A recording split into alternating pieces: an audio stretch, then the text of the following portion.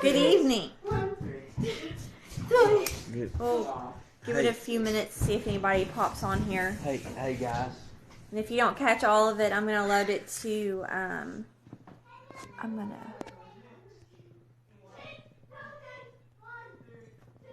there we go. Yeah, brighten things up. Is that better? There you go. Then I'm going to load it to YouTube later. 'Cause I sometimes think that Facebook doesn't like to show our videos for some reason. So Surprise.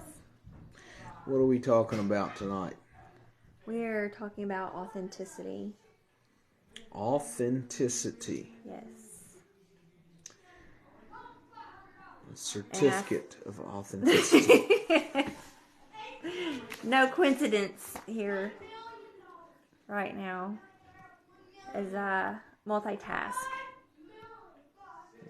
Okay.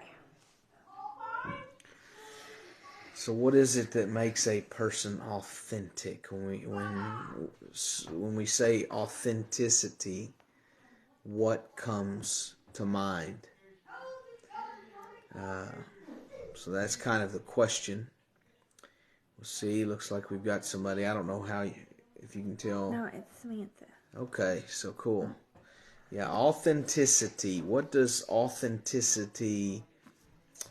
that look like? What does it mean to be authentic?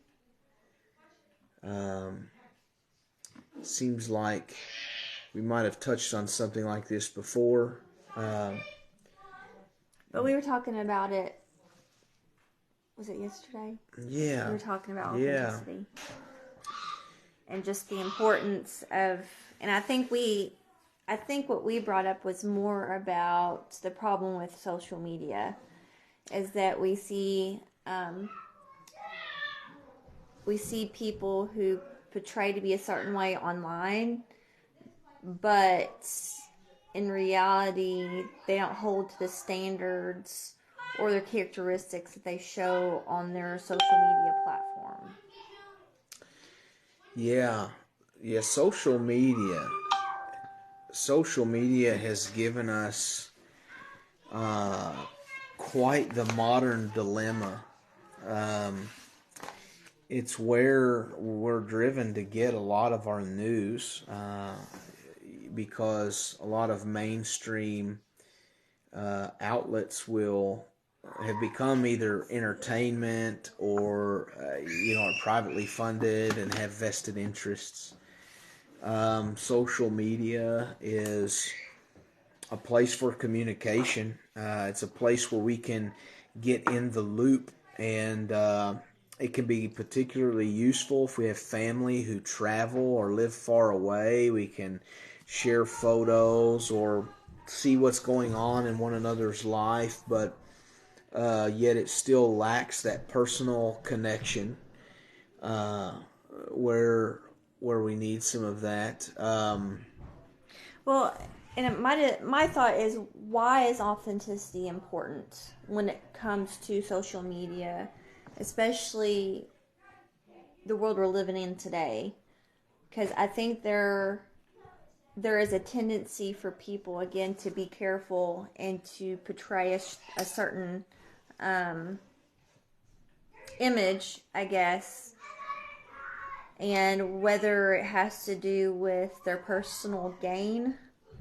Well, I think it is important because we've had this conversation. We've, in some ways, have stepped back from social media at certain times in order to try to seek or build upon those relationships that are in person, that we can touch and feel and help one another. But there's also very good opportunities. Sorry about the kids. There's great opportunities to meet people with similar interests and that are like-minded on social media.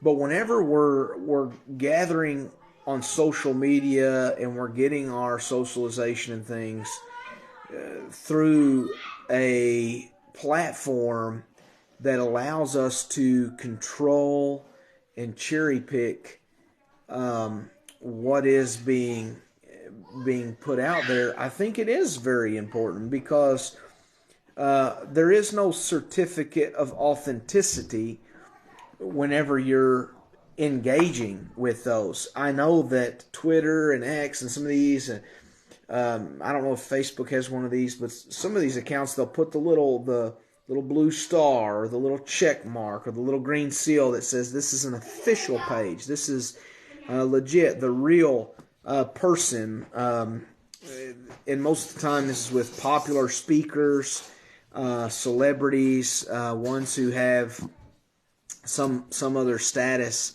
that maybe would be prone to be duplicated. But that is important because you're binding with these people. Whenever I would like to look up the statistics to see how many actual groups are included on social media, how many of these are these collectives are there with shared interests, and so you're being equally yoked, so to speak, to some of these individuals, and so it is important if it matters, at all to you. Well, and like for us specifically, I mean, how do you feel about, because I believe that God has essentially weeded out some individuals that are not what we would perceive to be authentic?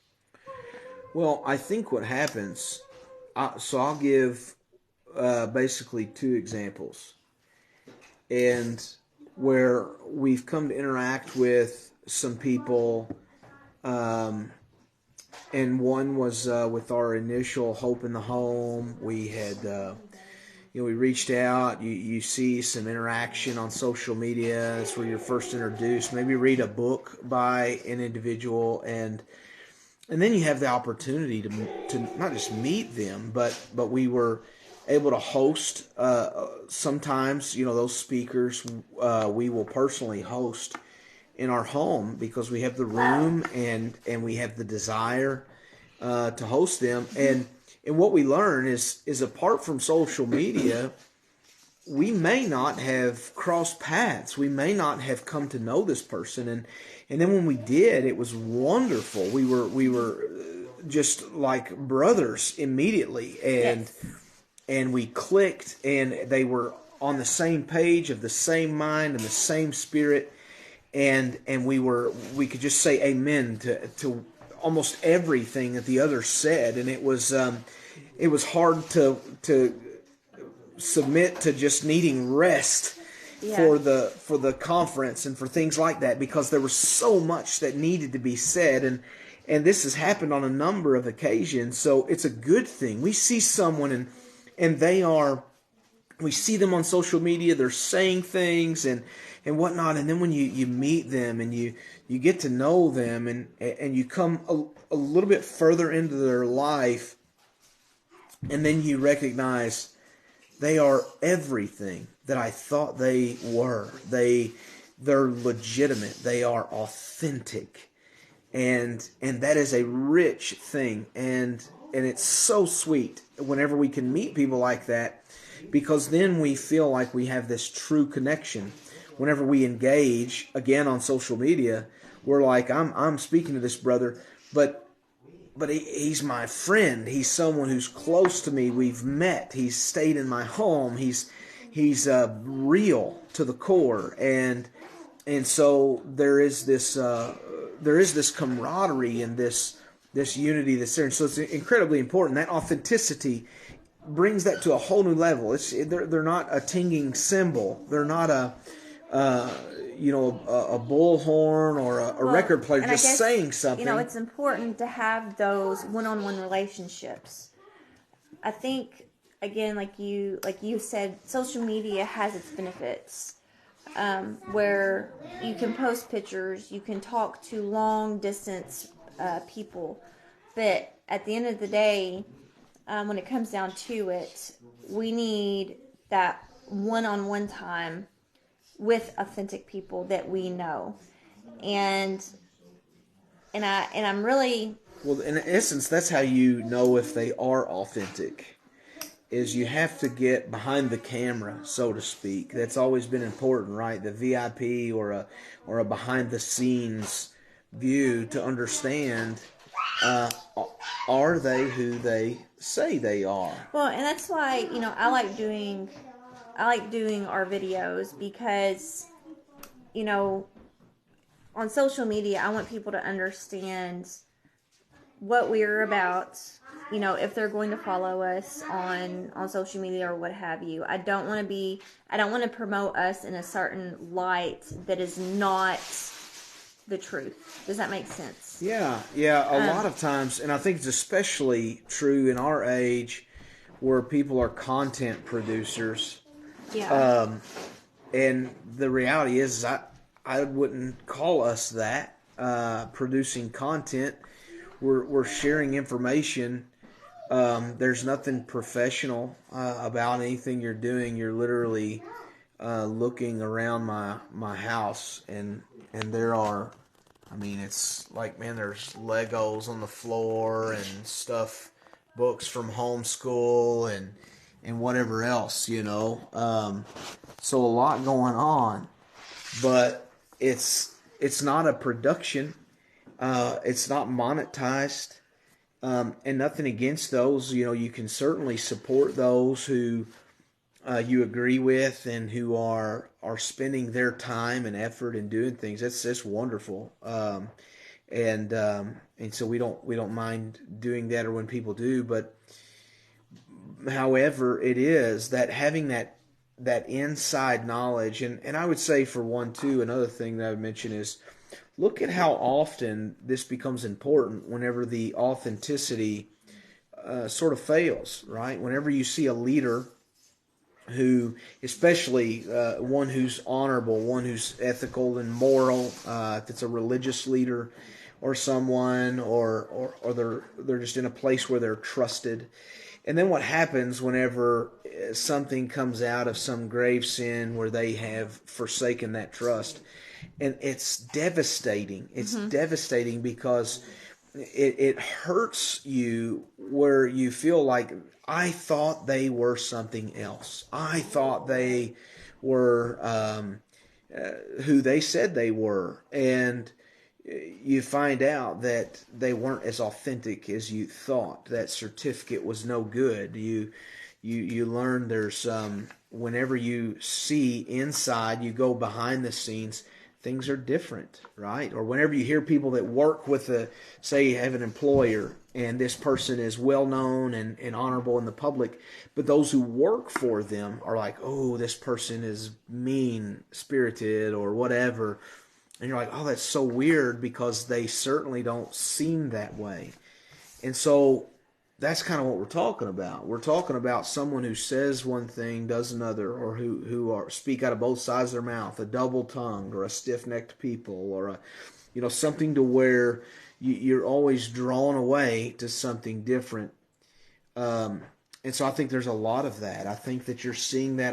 I've said before, and I do believe it's true, in terms of religious things, I think the Lord is bringing down the era of the celebrity preacher. I think that there are those that have long been applauded and things and have spoken wonderfully, and it's revealing, because you see people that are so ready to diminish others when we don't have that inside connection or relationship. We also see those who are so ready to go to defense of someone who's truly at fault on the basis of what they appear to be. And they're not willing to say, hey, my certificate's no good. I have been defrauded in what I believed they were, when they had. And both are an issue. We can't do either. It's not our goal to slander those that we don't know this well, but it's also not our goal to protect these that frankly have proven themselves inauthentic. Right. and so that's happening all around us. There's a few circumstances that are left to not point to. I mean, you can point to leaders in almost every arena in our day that this and I don't know if this is by design, but I think that it is something that leaves us in a vulnerable state whenever you must admit how many people have a distrust of religious leaders. They have a distrust of any and all politician and government official. They have a distrust of everyone, teachers, law enforcement, of judges, of rich people, of intellectual people, of blue collar people or poor people, and there's so we have really capitalized on our stereotypes because we can grow so jaded by this inauthenticity and assume people are inauthentic, and that's not true. But it's important to ensure that authenticity. I mean, well, in every aspect of life, we've talked about this on the homesteading front. We've talked about this on the church front, and just who we even socialize with as far as on the homeschooling front. Again, I think we've been around long enough to see ebbs and flows of these things, but when it comes down to it, we have to face facts that there are people out there that, in essence, are frauds. Yeah. So I think the question becomes, how do you determine that? How do you determine that? Well, and I think again, I think God reveals those people to us. I think there's been multiple times in our trials and what have you that He has revealed certain people, and we've come to the understanding that it's not necessarily that we avoid them, but we don't exactly take their word for fact, or we're a little bit more guarded with them than we had been before. Does that make sense? Yeah, and so I think Sean gave one good example, so a bad example, and this is not one where we're talking about people who do good or agreeable things are authentic, or people who say disagreeable things are inauthentic. So that is not what we are saying. We're saying that even if we disagree, are they saying and doing the same thing? Or are they saying one thing and then not doing that same thing? And that in essence is the issue, because we can disagree. But if we are both of conviction, if we are both people of action, well, then we can disagree like adults. We can be friends. We can sharpen one another. We can have stark conversations, debates, and arguments in order to help us to think more clearly through our position. But if you are saying one thing and then doing another, there's really no bounds, it seems, to be able to do that. And so that's the other example. The other example is that you see things. There are those that you see speak on issues publicly, whether say they're posting on social media, commenting on social media, sharing on social media, or whatever else. And they're saying these things that you find agreeable, and you're saying, man, amen, that is good stuff. I'm learning so much. Thank you for this. Or I agree, and I think that we're of the like mind. And then when you get that behind the scenes, when you come to know what they are involved in, how they are investing in this, and you find out they don't do this at all. They don't practice what they preach. They're using this for content. They're propagating ideas that they don't follow through with, and this is more prevalent than what you might think.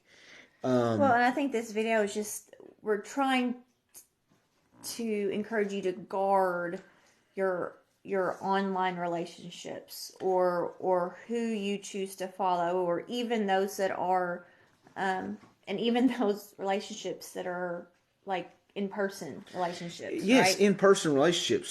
So here's the thing. How do you do that? How do you check this out? If you've got homesteading questions, right? Well, you can ask, because we're in the age where it's popular. Homesteading is becoming popular. Guys, that's natural. There's people who hasn't gardened their entire adult life who are choosing to now because of inflation. Their groceries are they're 4 times what they were 3 years ago. So gardening is becoming popular by default. It's not even by choice. It's just cool. It's nice that it's cool, you know. I've said before, I was glad when rustic came into style, because then we look cool, you know, just using the stuff that we had laying around. But otherwise, we wouldn't have anything. But the thing is so when they're growing their garden, it's important to understand, are they sharing these things? Are they idealists? Are they throwing this out there? Are they generating content? Are they realizing that this is something popular? I can share the right things and maybe learn how to monetize my different social media accounts and get paid. Is that what they're doing? And again, the litmus test isn't whether or not that they are doing that for pay. I think it does tell you how successful they are, because if they're relying on social media for the pay, well, then they're not altogether successful in their ventures outside of that. If they're reliant on subsidies for pay, then they're not altogether successful in their farming ventures if they have to rely on that. So in that, if you're talking matters of self-sufficiency at least. So ask those questions. When someone says, oh, here's a bright idea, here's what you should do in your garden, or here's how you do this, ask the question, how are you implementing this in your homestead? I would like to see. Show me how you're doing this, and what are some of the struggles that you ran into? How can I learn from your mistakes and your successes? And well, and I want to dive into, and this is another aspect that I think we're going to get into, is AI. We have a lot of there's a lot of material producers or digital producers who are going to start using this material that is generated by AI, and there's some, and just like on the herbal aspect of it, that's what I'm going to talk about as an example. When you get into AI coming up with blog posts, or coming up with articles, or coming up with this, or coming up with that, sermons. Well, but there is no cross-reference right there. And so, especially in the herbal world, there are things that you need to know about if you're going to take something in your body, okay? You have to, and again, you have to vet these people when they're giving this type of information out, simply because of AI. And people will start utilizing that. Like you said, there are pastors that are using AI to produce their sermons. That is ridiculous. Absolutely ridiculous. There is no disqualifying. Well, but there's no footwork, nothing. And there is nothing that they have done that qualifies them for that position in that. So we have to, when we're talking about information, we need to make sure that these people are being vetted, especially on the herbal front, the homestead front, because they're going to be pushing content, and that's the big thing right now, is creating content, sharing something every hour, on the hour, to get followers, to get likes, to get whatever else. And so we're going to have to be really careful what we promote, simply because of AI. Yeah. So I think it's that's exactly right. I mean, if we, Rachel's busy over here. She's off camera, but she's with us. I'm right here. So working on some rabbit pedigrees. She's thick in it. But but yeah, I think you're absolutely right, and it's just important to ask those questions. How are you doing this? What are those things you've read that you found helpful? But why did you find them helpful? How did you implement? How did you change what you were doing before? How does your life look different from those who don't do what you do? And so, what is it that qualifies you, right? These are things that really should be regular questions for, say, an interview. If you were going to hire someone as an educator, which that's what a lot of people are doing on on their platforms, you would want to know those things. If you were going to hire someone as a laborer or a researcher or anything as an entertainer, you're going to want to know a little bit about them, and so dig in, and so that's why we've often asked that you would check us out, ask us the questions. We can show you what resources that we have gleaned from. We can point you to other farmers and things who have done well, or other ones who have taught us something. And so and we would love to have you up. You can come up to our place and see what we've got going on, what are things we're trying to think through and whatnot. Now that's on the home study. You can on the homeschool. We've had people come and visit us and ask about things that we've been able to swap curriculum and material with, that we've been able to point in the right direction or get them somewhere where they can find their resources cheaper, or to just educate them on the philosophy of education, on what is their approach. Do they like unschooling? Do they like classical method? Do they like whatever? Is it what is it that they're interested in for their family? And so we have those. We haven't. There's nothing I don't think that you're going to see, championed, especially on the page, that we haven't done or that we're not doing. If we say we're, equipping our children a certain way, or our young men, if we say something about being manly or making things matter, well, that means that our home looks different. If you look, it does mean that we don't have a TV service. We try not to invest in things that don't matter, and so there's all of these things that we just. I think the key word, I guess, if there was an antonym for authenticity, it would be hypocrisy. And so that's where I think that we're seeing that. We're seeing elements of that within religious spheres. It's true. We've seen religious leaders that champion certain ideologies, or directions, and in person they work against them vehemently, and they stand in resistance to those who are working to those areas of reform. We have seen people in the political sphere who campaign and on a platform in order to get particular votes, who basically frame themselves as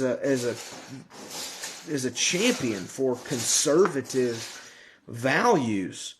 And one of these is the Speaker of the House. What is his name? Johnson? Mike Johnson. Yeah. Mark Johnson. I can't remember. So the Speaker of the House, Representative Johnson, one who prayed thoroughly and was one who spoke just boldly and stood on God's word and wanted to end abortion, and yet he lobbied and worked endlessly to kill the first bill within his own state that would have abolished abortion. That is our Speaker of the House right now. He's not who he says he is. He's it's disheartening. It's disheartening to see this with friends that you thought you were aligned with and are not. Those politicians you thought would represent you and then do not. And it's the same in the homestead field. You know, you see people who promote and who will educate, who will write, who will publish, who will do all these sorts of things, and then at the end of the day, they're not. At the end of the day, they don't really have anything going on. There's nothing to see, and so it's really wonderful to find people like Joe Salatin, who you can go to his farm and you can see inside his home and his family and his homestead, and you can understand, man, this is amazing. Like, you just, how all of this fits and works together. You can, it is amazing. It's wonderful to see, and Rory Groves and his family, and to see how they've made this huge transition with their careers, with their home life, in their church life, and they are pursuing this godly lifestyle, and they're searching His Word, and they've got their hands in the dirt in order to homestead for a living. You can visit their farm; they're touchable and approachable, and it's wonderful to see that, to learn of these people, and to have that level of authenticity. Really, that's what's so rich. Is there are those I've met and may never meet again. I hope that we do. But should we not, it's okay, because I know from a distance, I've seen the inside, and I know from a distance what they're doing, and they have checked out. Now, here's where it's important: is can people change? Yes, they can change for better. They can change for worse. So, this is what they say in the whenever you're thinking of like safety with your children, things like that, is trust but verify. So you always have this boundary where you say, listen, are you being who you say that you are? Are you doing what you say that you do? But not only that, but as Christians, Scripture tells us to do that. And like I told you, I mean, last week, the kids and I talked about, you should know them by their fruits. And that extends out to everything. It is. I think that, so everyone, we all know, we don't put our worst side. We try to be transparent, but even us, we don't put our worst side, because we don't count that as memorable when we have the struggles of life. And we've had this talk, maybe you've been here, where you look on social media from 4 years ago or whatever, like, man, look, we had it going on. Look how just everything must have been easier then. It was like, yeah, but I was there and it wasn't easier. Like, we were struggling. So we captured some really good moments, and we're thankful for that. But we see that social media isn't an honest estimation of every aspect of our lives. And yet we need to, we need to be careful that we are being honest with ourselves. Well, but that's where accountability comes in to play. So you need those relationships, right? And that's why the church is important as well. You're stronger together, and that goes with everything, right?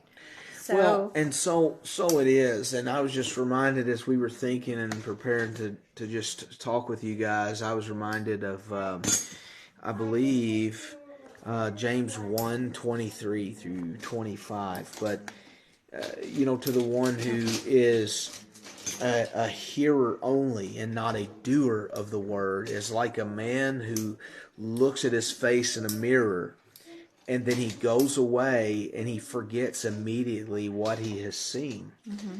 It says, but the one who looks into the law and does it is one who God will bless you, for doing it, and you will experience blessing. So it's that's true. If we go back and we're reflecting on things and we're not entirely honest with ourselves, we're at risk of being that man who looks in the mirror, walks away, and forgets what he has seen or what he looks like. And so we're just asking that we're careful about that. We're careful ourselves, that you do draw together. And so what's the remedy? Well, it's gonna grow more important as time goes, I believe.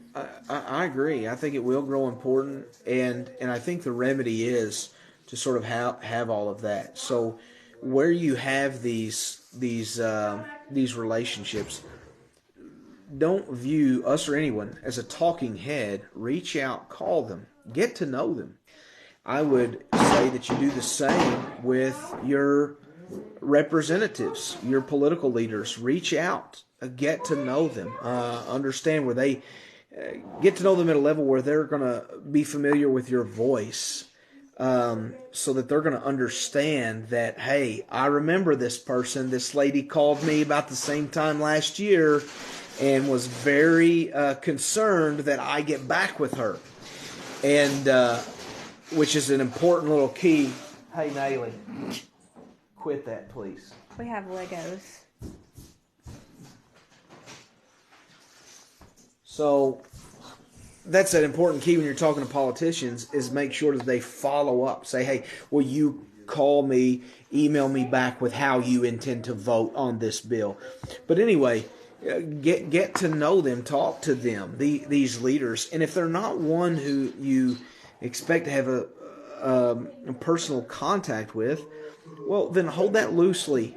And I would even say, to even think twice before really coming to platform or promote where you're ill-advised. And I've been guilty of this, that because I've been mistaken, I haven't gotten it right every time, But that's why it's important to test their authenticity. Yes. Right? Yeah, right. And allow yourself to be tested. Allow yourself to be accessible and to say, hey, here's where I am, and, check it out. And that's, even God himself is so confident in his own authenticity that,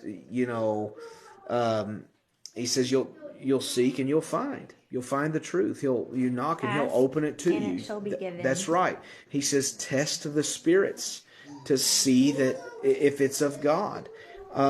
Test it, check it out, and see what's going on, because sadly, there's some stuff going on that's just not truly authentic. And so there's a lot of great ideals out there, but when the rubber meets the road, is it going to hold water, and again, I cannot stress how important it is to test the authenticity of your relationships, of those around you that you rely on, those who represent you, those who are leaders within your circle or your community.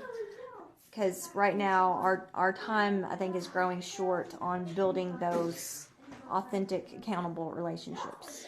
Yeah, this is true beyond social media, isn't it?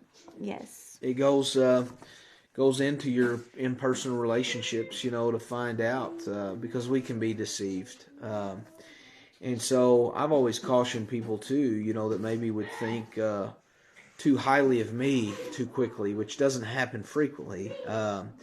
But, you don't know me. And so to have a certain level of humility, in order to investigate that and to have that investigated of yourself. And but man, you got to check one another out, and allow people to, and then be able to vouch for. This is what's wonderful is once you see and hear from these people, you can say, man, I can vouch for them. Like I know them, and they're a wonderful brother or sister. They are friends, and they are incredible resources. Man, I can vouch, and so then you develop that community, and you develop the trust.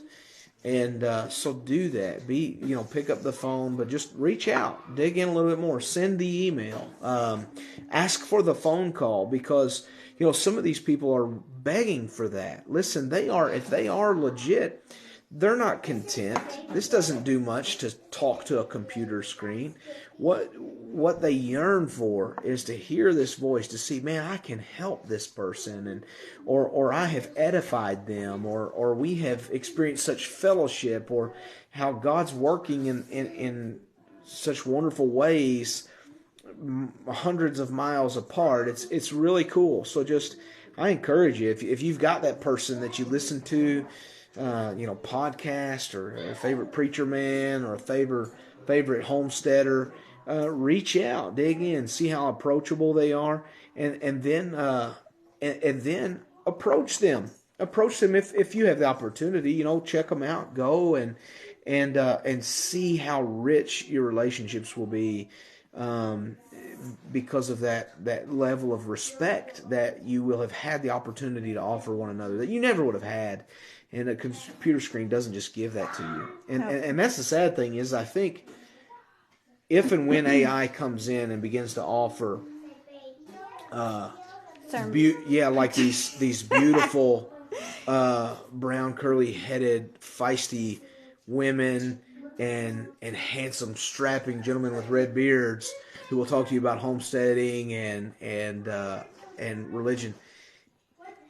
What does that give you? Nothing from a computer screen, and we would hope that we could be more than that to you all, that we would be counted as friends, that we would let you into our homes, and that you would welcome us into your homes.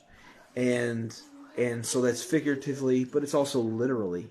And so I hope that you have that you kind of open your mind to that, because most people, what this screen that's in between us and you right now has allowed them to do is allowed you to isolate yourself, and to keep people from your innermost reality. I can show you the good side of things. We're not videotaping ourselves arguing with each other, or disciplining the kids or something, though it happens. We're not.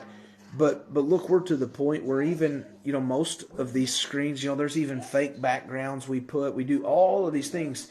And that's okay too. Look, I get it, man, even for security measures. But I'm just saying it's an added, there's a growing distance. And so there's a greater difficulty to see that, to check this authenticity. There are more hoops to go through, more questions to ask, more footwork that has to take place, and more effort in those relationships. Yes. She's lost. No, I'm not. I'm looking at this rabbit's name. It's a Wagon Wheats Love Bikini. And I don't know who named this rabbit, but okay. But yes, authenticity is important. Would you say check but verify? Or would you say? Yeah, there's a trust but verify. Trust but verify. It's what we say of our friends, but there's certain criteria, boundaries that always stay in place. Mm-hmm. So.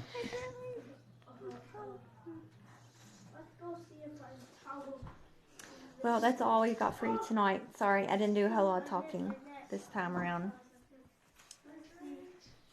But I hope you all glean from that, and you choose to view authenticity as something to be mindful of, and you grow your relationships with accountable people. So I guess until next time, we'll see you later.